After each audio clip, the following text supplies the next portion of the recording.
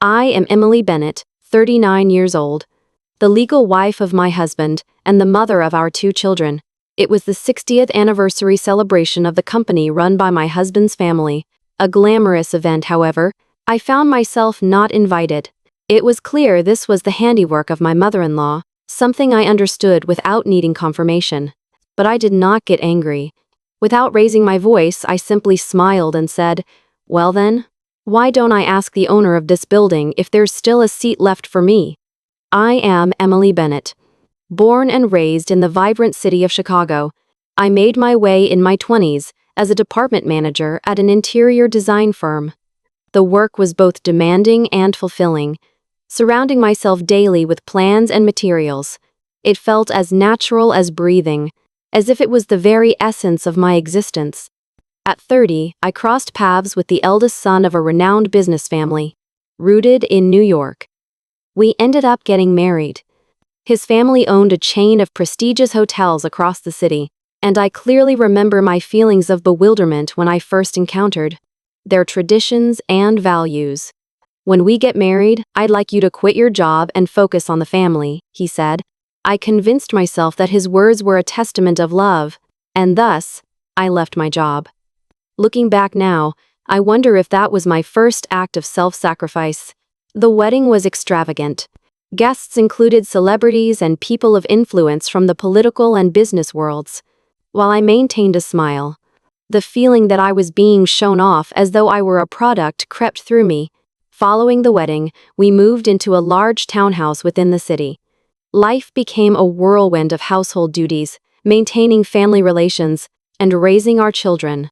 Blessed with 2 kids, I took care of everything from preparing meals to dropping them off at preschool. My husband's schedule was overwhelming, barely spending any time at home, and our conversations grew sparse. Nevertheless, without uttering complaints, I continued to play the role of the ideal wife. After all, it was what was expected of me as the Bennett family daughter-in-law. I wasn't involved in the workings of the business, following my mother-in-law's wishes to stay in the background. Offering opinions wasn't something anyone expected from me. "But you don't need to be out in the open." My mother-in-law's words resounded repeatedly within me. "Just keep the household affairs in check." There was a growing feeling that I was becoming transparent. While I tried to take pride in being a support to someone, the solitude of feeling unseen accumulated silently within my heart. For instance, during the annual end-of-year company awards ceremony, when my husband spoke about family support, I was unsure if I counted as part of that family's. An unseen presence not captured in photos, contributions not listed on any roster. My life felt like one where I simply bowed quietly behind the applause. Yet I still believed, someday, someone will see me here. If the children laughed, if my husband returned home safe, I convinced myself it was enough. But, convinced of being enough, it took me 8 long years to realize that it was merely masking what was lacking. One afternoon, after tucking the children in for their naps, I sat alone on the living room couch, quietly staring at the ceiling. There, on the shelf, were portraits of past CEOs, and my husband among them, encased in a dignified frame. However, beside these figures, I started to feel a slight discomfort, noticing my absence. What exactly am I in this house? A question that arose suddenly in my heart, and since then, refused to fade away. Adorning the apron gifted by my mother-in-law, I stood in the kitchen, preparing breakfast at the same time every morning, placing tea in its designated spot. Into each of these routines, I had intended to infuse loves, yet no one responded with words. They accepted it as naturals. Sometimes, becoming someone's given makes you feel powerless about your own presence. Once, I ventured to ask my husband bluntly, "To you, what am I really?" With a slightly troubled smile, he responded, "A grateful presence that supports the family." Nodding to these words, a part of me couldn't help but feel that grateful presence sounded like a business report. While I was both a wife and mother's within this house, it felt as if Emily's as an individual disappeared, unseen by anyone. Amid these passing days, I slowly embarked on recalling my own outline. Late at night, once the children drifted to sleep, I pulled out old design blueprints, jotting ideas into a notebook, experimenting once more with lipstick in front of the mirror. It was a small moment of self-regeneration for no one but myself. Someday again, I want to create something as me. This single thought gently bolstered my heart. That spring, plans for the 60th anniversary celebration of Maratha Holdings were being laid by my mother-in-law, held at our flagship hotel in the city. Guests were to sprawl from industry insiders to politicians and media personalities. It was bound to be a major event showcasing the family's public face. As I watched the preparation unfold from the sidelines, I continued with my daily chores and childcare. One morning at breakfast, a sudden impulse led me to ask my mother-in-law, where should I be seated at the anniversary celebration? Setting her coffee cup down, she smiled coldly and replied, "You? Aren't you support staff? Just tend to the children." The words struck a silence within me. Support staffs. Sure, I had never been at the forefront. Yet, standing by my husband, preserving the home, maintaining family ties, we had endured countless challenges together. As a family member, am I not worth even an invitation? Following that day's revelation, I commenced an intriguing task, organizing the documents within our home. In the storage room were old document boxes packed haphazardly with copies of papers I had signed at my husband's request in the past. These included documents about company shares, changes of asset ownership, powers of attorney bearing my mother-in-law's signature, proving I'd been unconsciously involved in numerous important matters. Amid astonishment, I calmly sorted the files, arranged them chronologically, and marked necessary sections with sticky notes. As each document rekindled old memories, an unsaid declaration rang throughout me. I existed here, not as just a wife, but as a named co-owners. I held more rights than I ever realized. Perhaps to my husband, I was no more than a convenient presence being employed all along. I quickly found my way to a reputable law firm, explaining my situation and requesting the necessary legal checks. As the attorney reviewed each document, he spoke softly yet clearly. "Margaret, you possess a more than sufficient legal standing. You've been silent up until now, but in reality, you hold significant influence over the company's future." Those words stirred something within me. All I ever wanted was a place where I wouldn't be ignored. But now I held in my hands a reality that no one could dismiss. Yet, deep within, uncertainty lingered. Do I truly have the right to use this? I mused to myself. Would it hurt my family? Would it affect my children? On the other hand, if I chose to remain passive and continue being treated like an invisible woman, was that truly the life I wanted to choose? At night, lying in bed staring at the ceiling, I kept questioning myself. Then one day, my husband casually remarked, "You don't need to come to the party this time. Mom thinks it's best if you just relax at home with the kids." That single sentence pressed the final button within me. I decided I no longer needed anyone's permission. To prove my own worth, I began to take action. Returning home, I immediately sifted through the documents, selecting only those that bore my name, compiling them into a dedicated binder. As I quietly scanned each paper, I tried recalling the emotions I felt when I first signed them. Back then it was, because I trust him, because I want to help my husband. I remembered assuring myself with such thoughts. But now, looking at the same documents, the stark reality unveiled itself. I had been used as a convenient figure. Yet I'm not angry. I simply want to stop remaining silent. With this resolve, each morning, I spent just 30 minutes, before the children awoke, in a corner of the house, spreading open a notebook and recording my past roles and actions as facts. Not to show anyone, but to properly understand how involved I had truly been. And through that exercise, I was finally made aware of the invisible value I had been accumulating in the shadows. Cooking, cleaning, hosting guests, arranging family ceremonies, preparing the kids for school. All tasks devoid of compensation or titles, yet the invisible management that wouldn't hold without someone doing them. And it was no other than me who carried out these tasks. While someone might not recognize this behind-the-scenes effort, I promised myself not to erase their existence. I am Margaret Robinson. Taking that quiet step forward, I was finally ready to take responsibility for my existence. June 10th, 2024, the day of the commemorative anniversary arrived. From the morning, the house bustled, and my mother-in-law and husband left early, dressed in their suits. I was left behind, seemingly assigned as the house sitter. Looking at me, my kids asked, "Mom, aren't you going out today?" Smiling, I merely replied, "Later." At 2 p.m., I changed into the suit I had prepared in advance, applying minimal makeup, and stood before the mirror.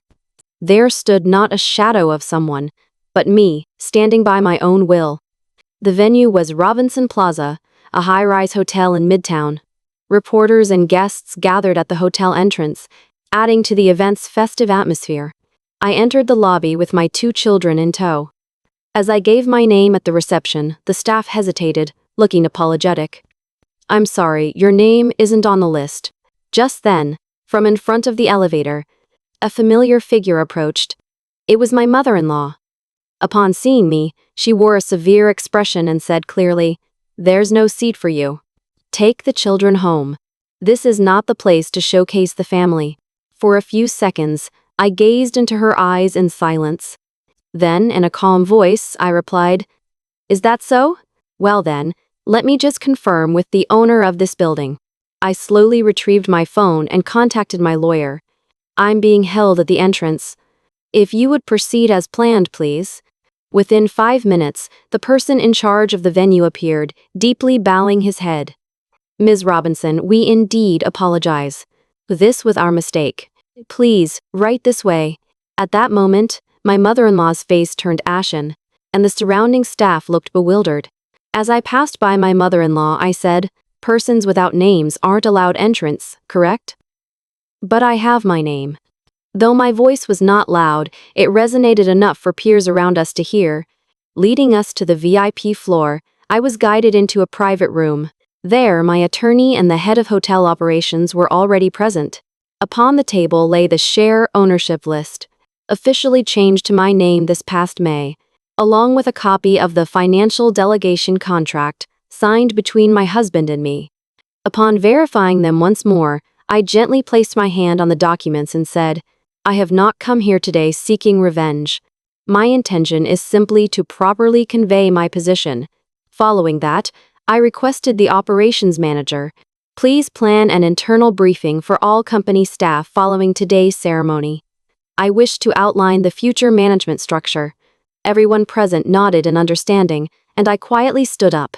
As I stepped into the hallway, I paused before a portrait of the founding president on display. "I am one who inherits your name. I am ready not just for the name, but to accept the responsibilities as well." I spoke these words in my heart. From being halted as a guest without a name that day, I reopened that door as a majority shareholder of the same building. After leaving the private room, I reunited with my children and headed to the cafe lounge on the hotel's top floor. Families of employees and associates were relaxing there, and as I appeared, some staff members expressed surprise. My children joyfully selected cakes, and I sat quietly at the table. Then, an older staff member, who used to greet me courteously within the company, approached and whispered, "Ms. Robinson, it's a pleasure to finally see you. We've always understood you were the one truly supporting us." Hearing her words, I couldn't help but lower my gaze. "Thank you, but I tried just being a wife. However, I've realized that in doing so, I can't protect anyone." After that conversation, I found myself gazing out from the lounge window at the cityscape laid out before me. The radiant skyscrapers and the brilliant neon lights masked countless unseen efforts. Working tirelessly behind the scenes, I considered myself just another one of those unsung endeavors. At 5 that afternoon, after receiving word that the ceremony had concluded, I made my way back to a private room. Gathered there were some of the company's executives, already preparing for the upcoming briefing session. Upon seeing me, a few stood to their feet, offering a slight bow. "Mrs. Bennett, we apologize for not having greeted you properly earlier." Shaking my head softly, I spoke firmly and clearly. "I'm not here for apologies. Rather, it's time we made what was unseen truly visible. I turned toward the whiteboard, picking up a marker and wrote, "How to reflect the contributions of unpaid domestic workers in corporate value." Silence briefly enveloped the room. Yet, that question had always lain quietly within me, unspoken. We, as women, have accepted invisible works as a given. But if we claim to run a family business, we must recognize that, given as valuable, otherwise, nothing remains for the next generation. One executive nodded slightly, murmuring, "Indeed, as things stand, the supportive wife's is merely a pretty phrase." At that instant, I validated an inner truth. Speaking held power. When articulated, people could finally confront the reality before them. I am Emily Bennett. That marked the day I began to face my life head-on as someone with a voice. Even after the briefing concluded, my heart was quietly stirred. It wasn't that I wanted to blame anyone, yet the years erased into obscurity had silently accumulated within me. Stepping out into the night air, I stood still for a moment, gazing upward at the high-rise buildings. Light was still shining from a high floor, my husband's office. I opted to pick up the kids and head straight home in a cab. As I watched their sleeping profiles from the rear seat, I pondered what I was showing them through my actions. The next morning, while preparing breakfast in the kitchen, my husband entered the dining room in silence. After a brief pause, he finally spoke. "I was surprised by your actions yesterday. I never imagined you'd prepared so well." Without meeting his gaze, I continued toasting bread, responding quietly, "I'm sorry for the surprise." But I realized time wasn't on my side anymore. Time? To remain invisible would mean living a life too short for that notion. His words failed him, and he quietly sipped his coffee.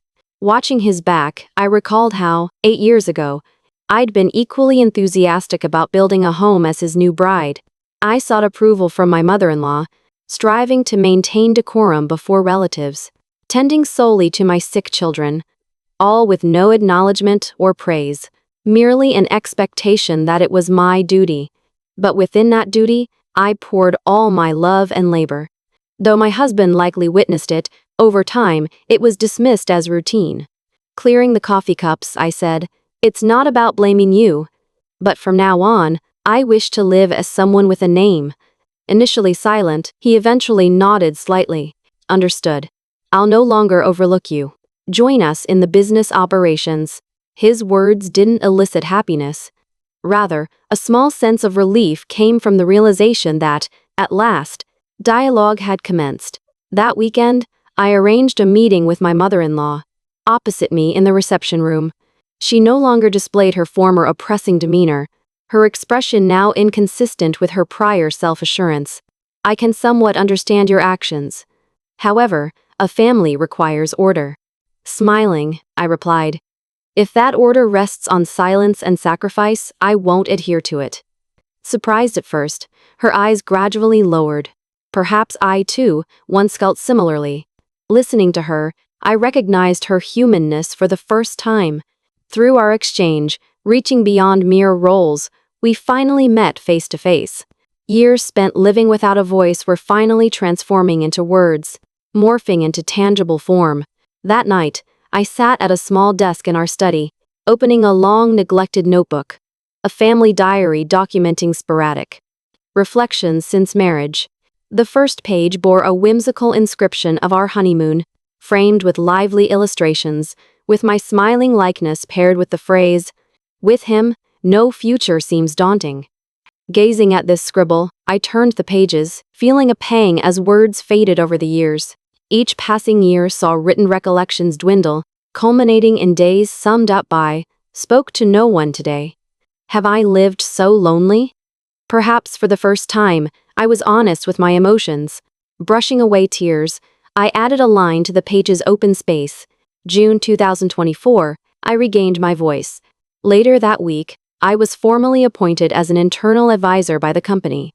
My business card bore the title, Murata Holdings Advisor, Emily Bennett, which I carefully placed inside the cardholder. It might have been merely symbolic, yet I accepted this step as more than a label, but as evidence of my journey. One afternoon, in the company cafeteria, A young female staff member hesitantly approached me. She spoke timidly. "Mrs. Bennett, may I call you Emily? Ever since I joined, I've wanted to talk to you." Surprised, I nodded warmly. "Of course, Emily is fine." Beaming, she continued, "It's still hard for women's voices to be heard in both homes and companies. But seeing you that day gave me the courage to believe. It's okay to speak up.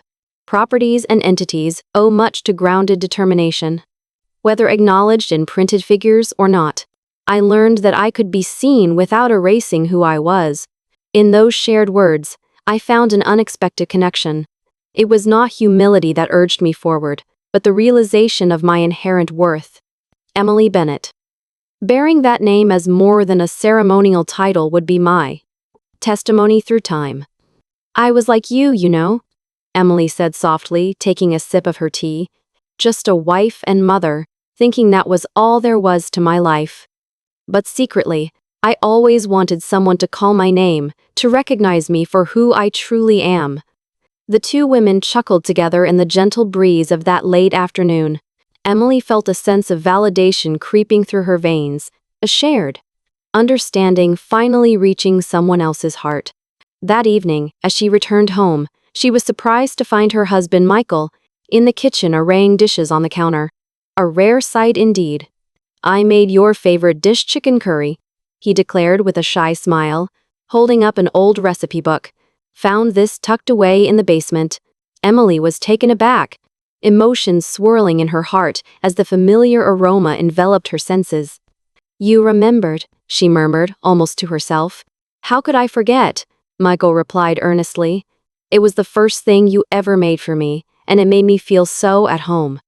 That moment, I knew marrying you was the best decision I'd ever made." Sitting at the dining table, Emily took a spoonful of the curry.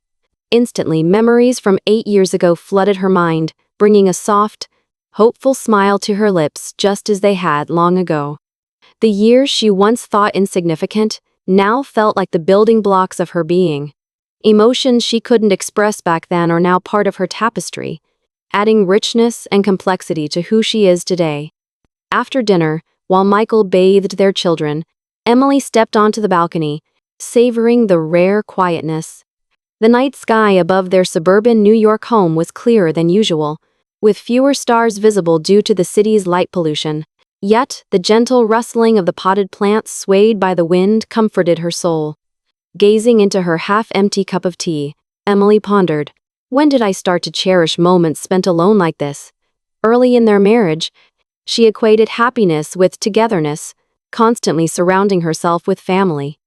But now, she realized that solitude provided her the necessary space for healing and self-discovery, to reaffirm her own identity beyond others' expectations. The laughter of their children echoed from the living room, intertwined with Michael's soft, reassuring voice as he tended to them. Listening, Emily closed her eyes gently. "No more casting shadows," she vowed to herself. "I have the right to exist just as I am."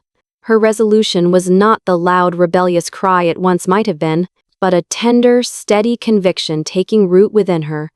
She was finally beginning the process of writing her own story, in her own words. "I am Emily Bennett." Days seemed to pass without much ado, but even the feeling of uneventfulness held newfound significance for her. She had finally started being recognized by name within her family, and it inspired the courage to voice her thoughts, a lesson she longed to instill in her children. One day, at a parents' meeting at her children's school, Emily felt the cautious glances from the other parents. She understood why, being the wife of Michael Bennett, of Bennett Holdings, preceded her wherever she went. Determined, Emily initiated simple conversation. "Hello? Quite a warm day, isn't it?" The mere exchange remarkably softened the atmosphere. "We thought you'd be more unapproachable," one mother admitted sheepishly. "Oh no, just another mom here," Emily chuckled, wrestling with the daily lunchbox dilemma like everyone else. Her lightheartedness induced laughter among the parents, and conversations flowed effortlessly, bridging gaps once filled with assumptions. Emily realized that relationships rooted in shared humanity and humor were far more authentic than any corporate identity on a business card. On her way home, she remembered her first encounter with Michael's family, during which she'd been introduced with a mix of nerves and expectations. She recalled her relief when greeted warmly, the smile that whispered, "Welcome." To become a part of that family, she initially believed in following her mother-in-law's lead. Now she recognized that obeying and believing are not one and the same. Emily wanted to trust her family by choice and hoped they would trust her in return. When she returned home, she discovered Michael there earlier than usual. On the dining room table lay several documents and a handwritten note. "I'm considering revising our family trust," it read. "I'd like us to decide together." Quietly absorbing the contents, Emily asked, "What prompted this?" Michael replied, looking slightly abashed. "Watching you stand your ground made me realize how much I've depended on you without even knowing." Touched. Emily relaxed slightly. Being leaned on isn't unwelcome, but if it lacks appreciation or respect, it turns into reliance, she explained softly. Nodding in understanding, Michael agreed. It was their first genuine conversation about their future as equals, standing on common ground. "I am Emily Bennett," she repeated within, acknowledging her history as a shadow in her family, but now stepping into the light. Files of legal identity and merit finally heralded in her own story. A few days later, Emily arranged to meet an old friend from her pre-marriage life. Lisa had been a colleague from the interior design firm back in her Chicago days. The two of them met at a cozy cafe downtown, sharing smiles and recounting old stories. Lisa greeted her with a twinkle in her eye. "You haven't changed much, but now there's a certain strength about you." With a bashful laugh, Emily recounted a condensed version of her last few months' revelations. "When juggling family and career, that's what I'm always mulling over," Lisa said thoughtfully. "Hearing your story, I feel encouraged. Maybe it's okay for me to voice my dreams too." Emily's heart swelled at this. Her own transformation, possibly inspiring courage in others, had once been an unimaginable notion during those quiet, unspoken years. On her way back, Emily found herself wandering toward her old office building. Though its nameplate now read differently, the walls retained small notches, reminding her vividly of the days she had worked there under her own name. "Here, I was Emily," she sighed contentedly, feeling a deep sense of belonging to a part of herself she once thought lost. Upon returning home, her kids scampered up to her, excitedly sharing, "Mom, we have to do a school presentation about our family tomorrow." Curious, Emily asked what they would talk about, and her son replied shyly, "Our family, Mom, revolves around you. You quietly work hard, but you're super strong." No words escaped Emily's lips as she gently stroked her son's head, realizing they had seen her strength all along. Later that evening, she proposed to Michael, "How about we get a new family photo taken?" Surprised but pleased, Michael enthusiastically agreed. That weekend, dressed in coordinated white shirts, they visited a photo studio. As they gathered together with wide smiles, the camera clicked, capturing them genuinely.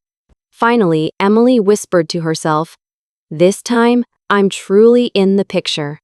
"I am Emily Bennett," she repeated to herself, her voice rising with each word, understanding that while the world hadn't dramatically shifted, her own had subtly started to glow and grow.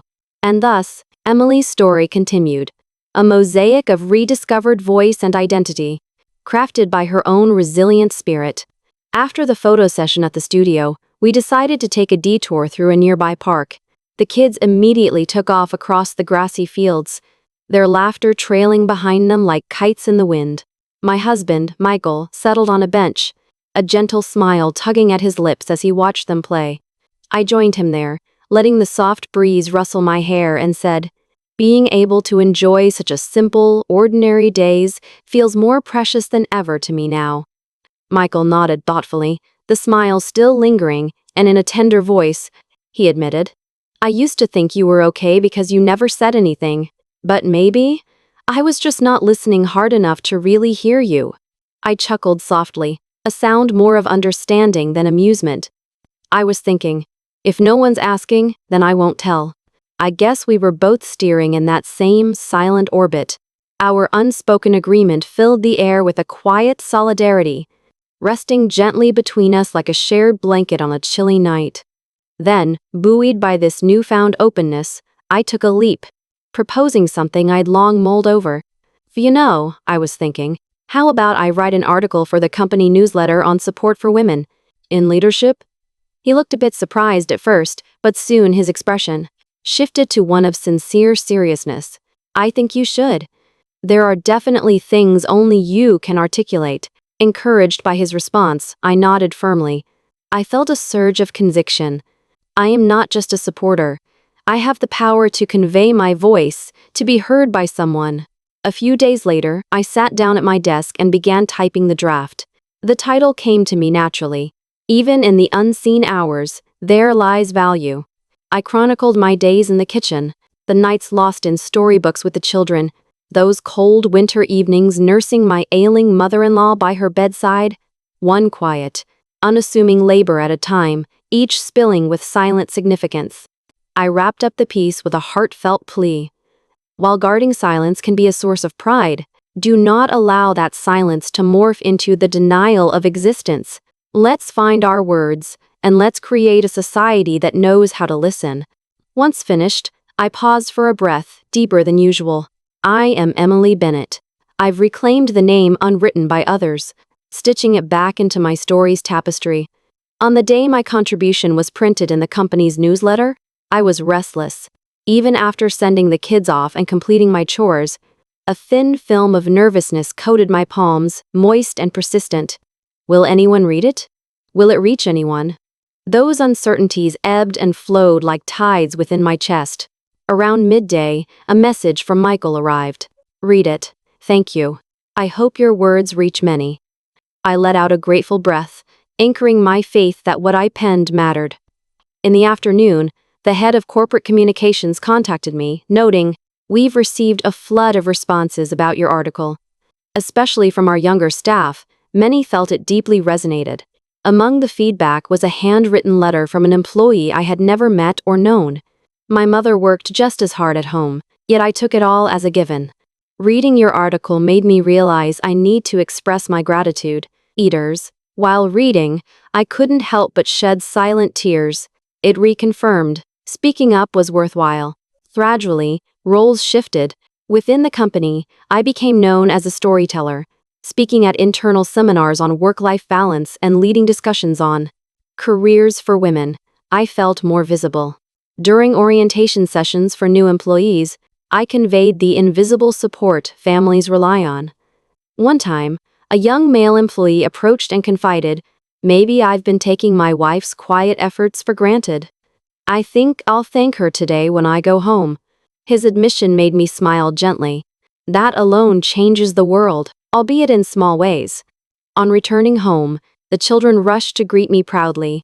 "Mom, we came to hear your talk today," they exclaimed. "The teacher said you were amazing." Embarrassed, I replied, "Thank you. Did you listen quietly?" Simple exchanges like these carried within them the certainty of a fresh beginning. That night, as Michael and I reflected quietly, I voiced a passing thought. Maybe, just maybe, I want to be someone who could give others a little nudge. Michael, with a tender surprise, nodded softly. "You've already started doing that." For the first time, his affirmation allowed me to envision a bright future for myself. I am Emily Bennett, no longer shadowed by anyone else, determined to walk my life in my own words. That weekend, with renewed confidence, I accepted an invitation to speak at a small conference. It was an event organized by a local women's center called Women at the New Start, brought to life by someone significantly moved by my previous article. The venue, a community center's intimate hall, greeted me with rows of folding chairs, quietly occupied by women from all walks of life. Standing on stage, after a calming breath, I began, "Good afternoon. I'm Emily Bennett, and today I want to talk about the meaning of being called by your name." I spoke of the years spent as someone's wife's or someone's mother, while the meme right in the middle was left behind. At moments, some quietly wiped their tears. Drawing to a close, I offered, "Silence also holds value. But once you find the courage to speak, The world starts to change, little by little. Closing applause filled the room, and many approached me afterward with comments like, "Your talk gave me courage, and I want to walk my life anew." With each word, they also lifted me in return. When I returned home, the kids were waiting excitedly at the entrance. "Mom, what did you talk about today?" I laughed while kicking off my shoes and said, "About the importance of names." "Names?" "Yes, like Mom isn't my only name. Emily is too." The children, curiously thoughtful, replied, "Next time, we'll call you Emily." That, inside home, Mom will do just fine. I laughed lightly. That night, as Michael and I had a moment alone, I ventured to ask, somewhat timidly, "If my public speaking increases, what will you think?" He pondered briefly before responding warmly, "As long as you're shining, I'm happy. You've always supported our family. Now it's time for you to embrace your own life." Those words almost brought me to tears. I finally feel like we're truly becoming a family. Through my journey, finding my voice has instilled a sense of newfound hope, renewing my faith in the transformative power of words and connection. And I, Emily Bennett, continue my path, no longer trapped by the shadows of invisibility but illuminated by my own resilient spirit. It was a relationship of acknowledgement and mutual support, not of dependency or subservience. I am Emily Bennett. The joy of being called by my name again, and the determination to listen to someone's voice. All this is the light that illuminates my future life. Several weeks later, a charity event organized by the company took place. It was open not only to business associates, but also to local residents and employees' families. I found myself involved as part of the operations team, assisting right from the preparation stages in creating materials and planning. The event's progression, the day turned out to be blessed with clear weather, and the outdoor special venue attracted a large number of visitors. While guiding participants near the reception, a fleeting image of my past self came to mind. The me who just sat quietly, clapping from behind someone else. Back then, it seemed easier to become invisible. But now, here I was, wearing a name badge, holding a microphone, and communicating something to someone with my own words. As I returned to the staging area, a young female employee came up to me. "Emily, I was actually considering quitting the company. But seeing you today made me feel like I should give it another shot," she admitted. Surprised, I smiled and said, "Thank you." Her words struck me like a message from my past self to my future one, gradually warming my heart. Towards the end of the event, it was time for everyone present to participate in a balloon release. Let each of our wishes ride the wind and ascend to the sky. On a small piece of paper, I wrote, "May light shine on every nameless existence." Watching the countless balloons rise high into the sky, I quietly offered a prayer in my heart. You don't have to hide anywhere anymore. It's okay for me to be here. After the event concluded, I returned home to find a drawing the children had made waiting for me. In it, there was a depiction of me holding a microphone and smiling, with the words, "Mom, you're awesome," written above. I embraced it close to my heart and took a deep breath. I am Emily Bennett. After a long silence, I finally found my voice. It's a quiet voice, but surely it reaches someone's heart. That evening, after the company charity event had ended, I lay in bed and quietly closed my eyes. I've come this far. Reflecting on my past, I found tears naturally welling up. However, it wasn't out of sadness, but rather from the profound relief of finally being able to recognize, it's okay to be me. The next day, I rose early and gazed at the sleeping faces of my children. I want to be someone they can look up to. That desire fuels me now.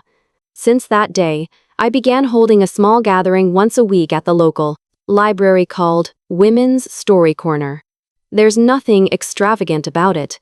Simply over coffee, we share small concerns from today, the challenges of raising children, and at times, moments when we almost disappeared, slowly turning them into words.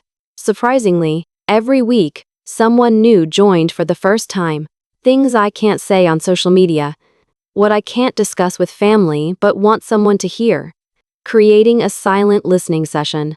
One day, a participant quietly mumbled, "Emily, why are you so strong?"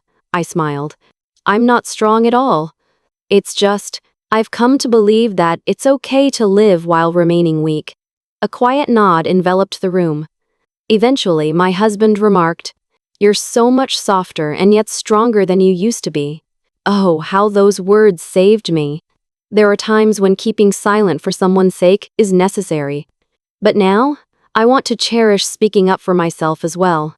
I will continue to gently hold hands with every nameless person, like lighting a small lamp in places where light doesn't reach. One spring afternoon, I sat across from a middle-aged woman who was attending Women's Story Corner for the first time. At first, she barely spoke, but after sitting quietly with a cup of tea, she hesitantly whispered. I felt as if my family made me invisible. Her words prompted me to instinctively take her hand. "I understand. I had similar times too." Slowly, she began to share more about her life. Years spent caring for her mother-in-law, sacrificing her dreams, being unappreciated by her husband and children, and the day she was deemed as doing nothing, causing her to feel like she was fading away. "How did you manage to stand up again, Emily?" After some thought, I replied, "Because I wanted to believe once more that I am here." Before seeking anyone's recognition, I needed to re-examine myself. Through tears, she repeatedly said, "Thank you." That day, I realized strongly that sharing stories could also be healing. A few days later, a local middle school reached out to me.